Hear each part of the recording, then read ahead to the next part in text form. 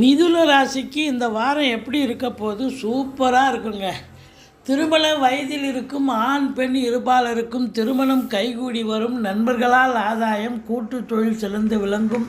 பத்திரிகை துறை, மீடியா துறை, எழுத்துத்துறையில் பணியாற்றக்கூடியவர்கள், மற்றபடி சினிமா தொலைக்காட்சி பிரிவில் பணியாற்றக்கூடியவர்களுக்கு ஒரு உச்சமான காலகட்டம் என்று சொன்னால் மிகையாகாது. வாழ்க்கை துணை அல்லது மனைவியால் யோக பாக்கியங்கள் கிடைக்கக்கூடிய ஒரு அற்புதமான ஒரு வாரம்.